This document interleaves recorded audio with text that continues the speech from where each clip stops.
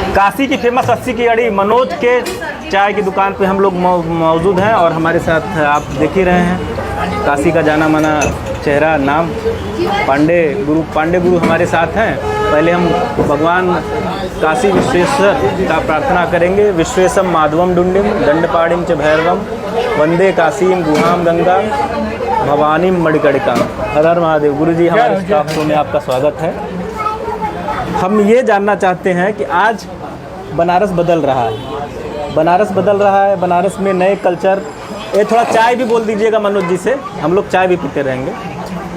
तो बनारस का कल्चर, बनारस की संस्कृति में परिवर्तन हो रहा है, जिसमें एक नए पर्व, एक नए मेले का जन्म हुआ है जिसका नाम देव दीपावली है। इसके बारे में क्या कहेंगे गुरु जी? देखिए, बनारस बदल रहा है बाहरी लोगों से, और दूसरा ये है कि पूरी दुनिया में जो बदलाव है तो काशी उससे अछूता क्यों रहेगा। लेकिन काशी अपने स्वरूप में दूसरे ढंग से बदल रहा है। जैसे यहाँ विश्वनाथ जी एक घर में एक कमरे में रहते थे, उनको एक लोटा जल चढ़ा के लोग 100 कमरा बनवा लेते थे उनकी कृपा से। रावण सोने की लंका में रहते थे, उनके यहाँ लक्ष्मी झाड़ू लगाती थी, शनि उनके पैर के नीचे रहता था, अपने भोलेनाथ घाट पे रहते थे। तो यहाँ के जो प्रधानमंत्री नरेंद्र मोदी जी हैं, उनको ये लगा कि बाबा विश्वनाथ से यह शहर जाना जाता है, पूरी दुनिया के लोग बाबा भोलेनाथ का दर्शन करने के लिए आते हैं। तो उनका एक बड़ा कॉरिडोर बने कि लोग गंगा जी से जल लें और सीधे आके भोलेनाथ को चढ़ाएं। और जहाँ भी भोलेनाथ रहते हैं उसके ठीक पीछे शमशान रहता है। नेपाल में पशुपतिनाथ के ठीक पीछे बागमती रिवर पर है, बागमती नदी पर। और वह सपना दुनिया में कोई माई का लाल पूरा नहीं कर सकता था सिवा नरेंद्र मोदी के साहस के। उन्होंने वहाँ रहने वालों को 7 गुना 8 गुना ज़्यादा मुआवजा देके, यह है भोलेनाथ के प्रति प्यार। और नरेंद्र भाई मोदी ने उस सपने को साकार करके दिखाया। आज जितना मेला लगता है शिवरात्रि को, उससे 8 गुना 10 गुना ज़्यादा लोग डेली दर्शन करते हैं, करोड़ों लाखों लोग। तो यह तो मोदी जी ने अमर कृति कर दिया। ये प्रधानमंत्री कोई नहीं कर सकता, ये कोई शिव भक्त ही कर सकता है। ये बताइए गुरु जी, अभी भी तो विवाद में वहाँ पे चीज़ें है ही हैं, जो ज्ञानवापी का मस्जिद है या रजिया की मस्जिद है, जो स्वामी अवमुक्तेश्वर और आदि विश्वेश्वर की बात करते हैं। आपको बता दें कि कोई मंदिर नहीं खंडित हुआ। वहाँ हर घर में मंदिर बनारस में होता था। जो घर खरीदा गया वो हटाया गया। अगर तो अवमुक्तेश्वरानंद जैसे लोग और कुछ कांग्रेसी लोग जिनका घर वहाँ नहीं है, कहीं दूर से ही खंडित दिखाई दे रहे हैं। और उसी के प्रदर्शन में सपा गवर्नमेंट ने उन्हें बुरी तरह लटियाया था इन लोगों को, आपको याद होगा। और वास्तविकता ये है कि जितने भी मंदिर हैं सबको फिर से एक बार बढ़िया ढंग से बनाया गया। अहिल्याबाई होलकर के बाद अगर किसी ने फिर जीर्णोद्धार किया है मंदिर का, मल्हार होलकर, तो नरेंद्र भाई दामोदर दास मोदी ने किया है पहली बार। और सबसे बड़ी बात है, कानून के दायरे में किया है, पद का इस्तेमाल नहीं किया। कानून के दायरे में जब कानून का फैसला आया है तब राम मंदिर बना है। यह दुर्भाग्य था इस देश का कि रामनवमी को कोर्ट बंद रहता था और सब जानते थे कि राम अयोध्या में पैदा हुए, और उसी कोर्टवा मुकदमा चलता था कि राम कहाँ पैदा हुए। यह गजब दुर्भाग्य है देश का। ठीक वही दशा बनारस में है। दुनिया जानती है कि तोड़ा गया बाबा भोलेनाथ के मंदिर को। दुनिया जानती है जहाँ वजू किया जाता था शिवलिंग को उसमें फेंक दिया गया। लेकिन मुकदमा चल रहा है, मुकदमे के दायरे में कोई फैसला होगा। हम लोगों ने कॉरिडोर बनाया, लेकिन आज भी ज्ञानवापी मस्जिद बची हुई है। हाँ, दर्शकों को ये बता देना चाहेंगे, बनारस की 3 मंदिरें जिसको गिराया गया था, कीर्तिवासेश्वर, बिंदु माधव और आदि विश्वेश्वर, काशी विश्वनाथ को। जो आज काशी विश्वनाथ तो हैं, वहाँ पे मस्जिद बनी हुई है, आलमगिरी का मस्जिद है, और कीर्तिवासेश्वर में भी पहले कब्जा है अभी भी। बनारस में इसके पहले जो सरकारें होती थी वो सुप्रीम कोर्ट के फैसले को बदल देती थी अगर मुस्लिम हित में नहीं है तो। बनारस में एक कोर्ट का फैसला आया, दोषी पूरा है, वहाँ 2 कब्रों के स्थानांतरण का, शिया सुन्नी में, और सुप्रीम कोर्ट ने कहा कि दोनों कब्रों को स्थानांतरित किया जाए। सरकार दूसरे की थी, नहीं हो पाई, आज तक इम्प्लीमेंट नहीं हुआ। फिर सुप्रीम कोर्ट ने फैसला दिया, एक महिला साहबानों ने मुकदमा किया था अपने गुजारे भत्ते के लिए, और सुप्रीम कोर्ट ने फैसला दिया कि गुजारा भत्ता मिलना चाहिए मुस्लिम महिलाओं को। तो राजीव गांधी की सरकार ने फैसले को बदल दिया। खाली मुस्लिम ही तो खाली टेलीफोन से तलाक तलाक तलाक, पोस्टकार्ड से तलाक तलाक तलाक, दारू से तलाक तलाक तलाक कहने पर मुस्लिम महिलाएं, पाकिस्तान में भी नहीं था, पाकिस्तान जैसे देश में भी ये नहीं था, भारत में ही था। ये तुष्टीकरण के चलते इस देश में मुस्लिम महिलाओं को पैर का जूती बना दिया गया था। हमारी सरकार आई है, हमने तलाक तलाक तलाक ख़त्म कर दिया। अब कोई मौलाना मदनपुरा में अगर कहता है तलाक तलाक तलाक, तो उसकी पत्नी जूता निकाल कहती है धड़ाक धड़ाक धड़ाक। ये हमारी दिन। अच्छा, नव विकास पर क्या कहेंगे? अभी दाल मंडी का पुनरुद्धार होने वाला है। दाल मंडी का पुनरुद्धार, मेरा कहना है दाल मंडी का ही नहीं, रामनगर टूटा है। दाल मंडी को क्यों आप नाम ले रहे हो? क्योंकि वहाँ मुसलमान रहते हैं, वो हिंदू भी हैं, कम है, मुसलमान ज़्यादा है। विश्वनाथ कॉरिडोर नहीं हुआ, लंका नहीं टूट रहा है, वो उसी के तहत चल रहा है, और अब उसका नंबर भी। लेकिन वहाँ के विस्थापितों को तो सरकार कुछ नहीं कर रही है, वहाँ के कैसे रिहैबिलिटेट करेगी? अगर जबरी आप कब्जा किए हुए तो कहाँ से मिलेगा?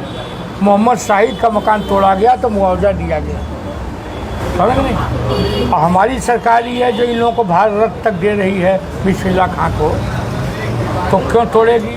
हमारा ही कहना है कि यह तुलसी कबीर की धरती है, और इस बनारस की धरती पे अगर रामनगर टूटेगा विकसित होने के लिए, तो दाल मंडी भी टूटेगा, इसमें कोई दो राय नहीं है। अच्छा, एक क्वेश्चन और है, बनारस के ही हैं, जो केदार पीठ है आपका, केदार घाट पे है, और ज्योतिष पीठ है, उसके स्वामी हैं अवमुक्तेश्वरानंद जी।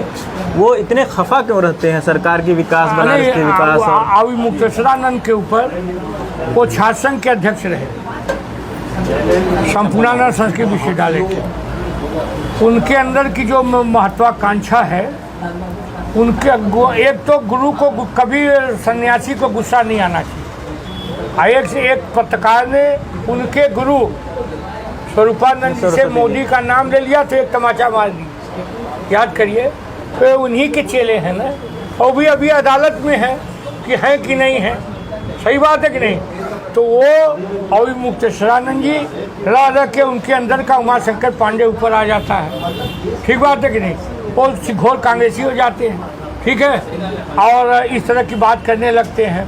इसी तरह की बात करने में उनकी बहुत करीबी। तो सीधे सीधे आप इल्जाम लगा रहे हैं। क्या इल्जाम लगा? साधु कैसे किसी पार्टी में हो सकता है? कांग्रेस? अरे वो पार्टी में हैं, और वो इतना मोदी से खफा हैं कि वो सपा के साथ खड़े हो जाते हैं, कांग्रेस के साथ खड़े हो जाते हैं। एक बार सपा गवर्नमेंट ने ही उनका बड़ा स्वागत गोदौलिया पर किया था, दोनों हाथ ऊपर करके वो मजे का उनको धुन दिया था।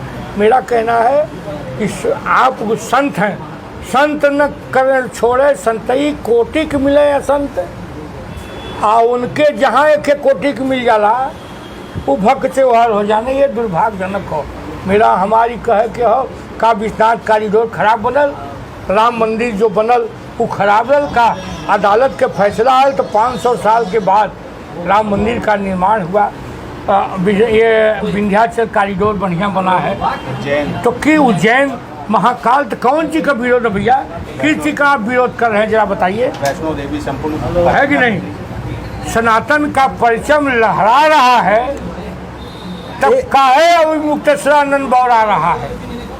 आप तो ये वो भी तो सनातन की गौ रक्षा की बात करते हैं, देश रक्षा की बात करते हैं। वो गौ रक्षा की बात करते हैं, लेकिन उनके गुरु दिग्विजय सिंह उनके गुरु थे कि गुरु के दिग्विजय सिंह गुरु थे, यही आज तक तय नहीं हो पाया है, मेरा ही कहना है। तो मेरा कहना है, विवादित प्रश्न है, बनारस के जो ज्योतिषपीठ के शंकराचार्य हैं अवमुक्तेश्वरानंद सरस्वती का, जिनका ऑलरेडी सुप्रीम कोर्ट में केस चल रहा है, और ये उनकी है मतलब किसको मिलेगा हेरिडिटरी शंकराचार्य का पद, ये बहुत विवादित प्रश्न है। एक चीज़ और है गुरुजी, भगवान करे कि उन्हीं को मिले, बनारस क्योंकि वो मेरे मित्र रहे हैं। मेरी स्टडी कहती है बनारस एक multi culture multi ethnic city है, 24 संप्रदाय के लोग बनारस में रहते हैं। और बनारस जो है एक छोटा इंडिया है। आप जब यहाँ से घुसेंगे सोनारपुरा में तो लगेगा कलकत्ते में आ गए, हनुमान घाट में चले गए तो लगेगा कि आंध्रा चले आए, केरल चले आए। मिनी इंडिया बनारस, और उन्हीं का गुलदस्ता बनारस है। तो अभी एक हालिया बनारस के एक विद्वान भी हैं व्योमेश शुक्ला, जो बहुत फेमस है, यूट्यूब और तमाम रील्स और शॉर्ट्स में चलते हैं। उन्होंने एक बयान दिया था कि बनारस में जो बिहारी हैं वो बनारस के कल्चर को नहीं जानते हैं और डिस्टर्ब कर रहे हैं और बस गए हैं। वो लंका से लेके नरिया तक BHU के बाएं दाएं बसते चले जा रहे हैं और बनारसी पर नहीं रह गया है। हाँ तो नहीं, ये बात तो सही है। तो इस और उनका बड़ा विरोध भी हुआ। बिहारियों की बात नहीं, बिहारी शब्द नहीं करना चाहिए, बाहर से जो लोग आए।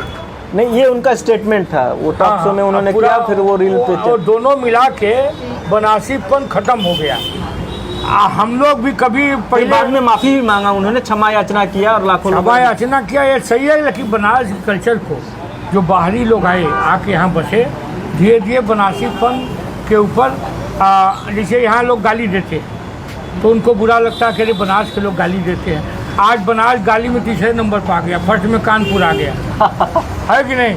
मेरा कहना है कि बाहरी लोगों के चलते हम लोगों की भाषा भी बदली। जैसे हम पूछते बनारसी है कि काहो कहाँ जाट हुआ, जाट हुआ, हम लोगों के मुँह से भी अभी निकल जाता काहो कहीं जाट बानी का। हम लोग को भी असर पड़ा है कि नहीं। निश्चित तौर पे जो लोग बाहरी आए हैं उनके चलते बनारसीपन बनारस से पहले तो क्या बताइए कि हर चौराहे पर सत्ती माई वीर लोग थे, लहुरा वीर, होगा वीर, ये लोग लड़े थे। वीर का मतलब मैं बताना चाहता हूँ कि बनारस में वीर की परंपरा ये रही है कि मुगलों के शासनकाल में बनारस में दरवाजे हुआ करते थे, वहाँ पे वीर मतलब जो यादव कम्युनिटी के लोग थे वो रखवाली करते थे, और जब ये बहू बेटियों को मुगल लेके जाया करते थे तो वीर उनसे लड़ते थे। तो यादवों का खासकर सबसे बढ़िया बात सुना तो हर साल जैसे आप देखेंगे गाय घाट पर काले वीर हैं, चौराले वीर हैं, ऐसे बहुत सारे वीर हैं बनारस में। अक्टूबर से दिसंबर तक इन लोगों का श्रृंगार होता था, शम्भो माई का श्रृंगार, भोगा वीर का सम्मान। तो वहाँ बुल्लू हीरा का विवाह होता था। बुल्लू हीरा, एक तरफ बुल्लू एक तरफ हीरा, कहीं कोई अश्लीलता नहीं। और रात भर हम लोग बैठ के बोरा कभी इधर करते थे, बोरा कभी इधर करते थे, और सवेरे ही होता था के जीतल।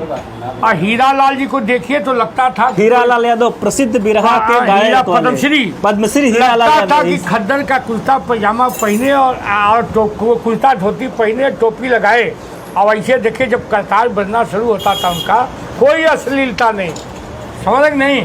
तो ये होता था कि हीरा लाल या बुल्लू के साथ एक तबला, एक ढोलकिया तांधा जब बजाने लगता था तो लोग आके बैठ जाते थे कि आज वह परंपरा खत्म हो गई, हीरा बुल्लू के साथ ही खत्म हो गई। फिर आ गई पचड़ा गवाई, फलाने माई का श्रृंगार। एक तो गायक को हारमोनियम देखे, उसके गले पर ऐसे एक तो दुपट्टा डाले, कुछ शुरू हो गया कि निबिया के नीचे भैया, निबिया के नीचे भैया, उसी में से मनोज तिवारी उभर के आ गए। ये जरूर है कुछ पचड़ा सोहर से एक फायदा हुआ है कि अनेक हजारों कलाकारों का भोजन चल रहा है उसी से। बनारस के मनोज तिवारी जो इसी बनारस यूनिवर्सिटी में पढ़े थे, निबिया के डरिया मैया डालले झूलनवा, झूली झूली ना, पहला इनका फेमस गाना था। इस तरह से वह देन मनोज तिवारी की है। आज हर श्रृंगार में किसी चौराहे पर आप देखेंगे एक आदमी चुनरी ओढ़े गा रहा है, उसका कैसेट निकल रहा है, उसका भोजन चल रहा है। लेकिन एक लड़का बम बम बोल रहा है। खेसारी लाल पवन लाल का क्या हुई, इहो चुनाव लड़त है बिहार में। देखिए किस बनारस में या उत्तर प्रदेश में कोई भोजपुरी फिल्म नहीं देखता, कोई उनका प्रशंसक नहीं है। उनके एक अलग कम्युनिटी के लोग प्रशंसक हैं। निरहुआ 1 हिट हो गई, पता न कब हिट हुई, कहाँ लगल का भल। निरहुआ 2 हिट हो गई, कहाँ लगा कहाँ। ये जरूर है कि 4 भोजपुरी के सुपर स्टार हैं और चारों पैसा वाले भी हैं और चारों एमपी हो गए।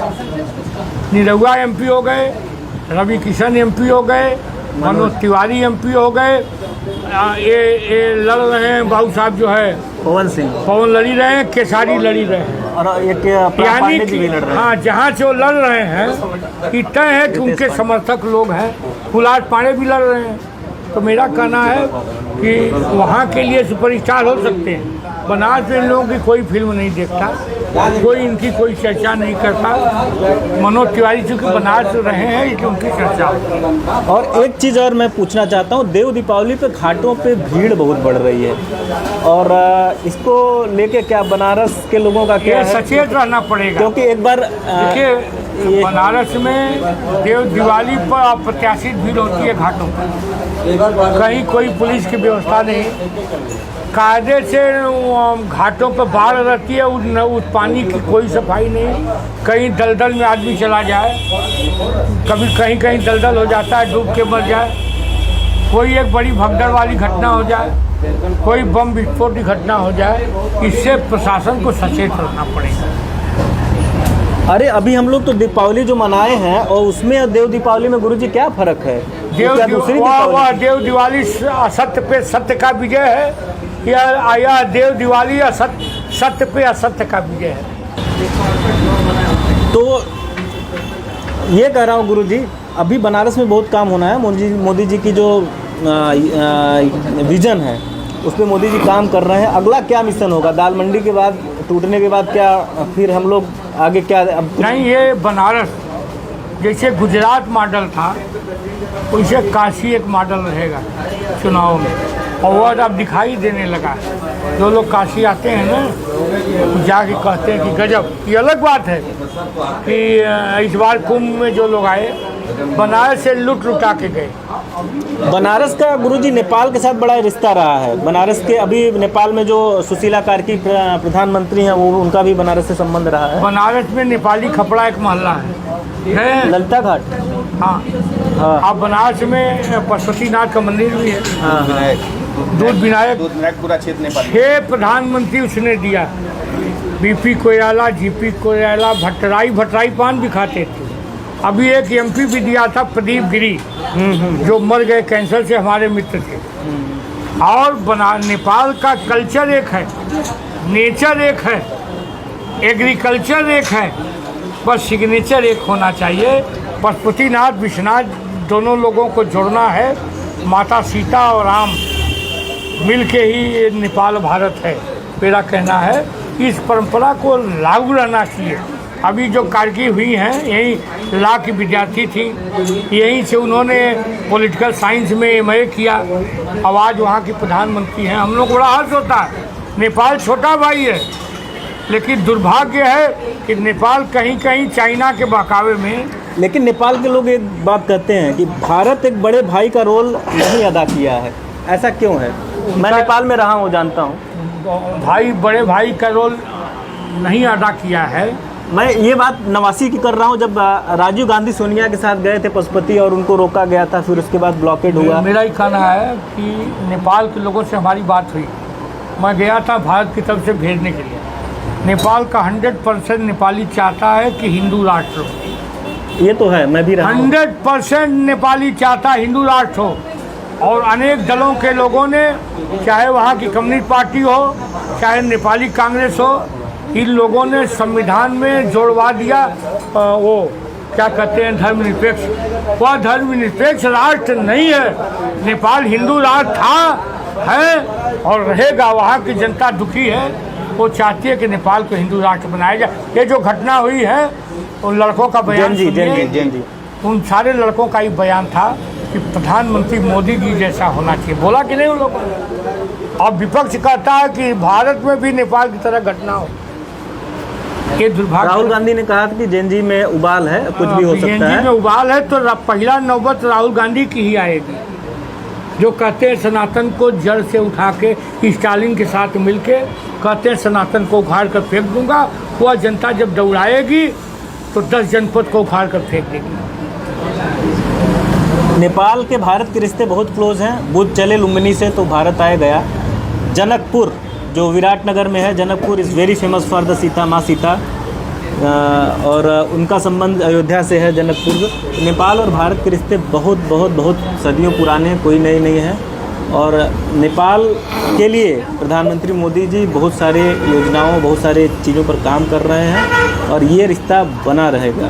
काशी वैभव में हमारे गुरु अशोक पांडे जी आज जुड़े, जिनके साथ हमने अपना ज्ञानवर्धन किया और ये आगे भी जुड़ते रहेंगे। सर को मेरे शो में आने के लिए बहुत बहुत धन्यवाद।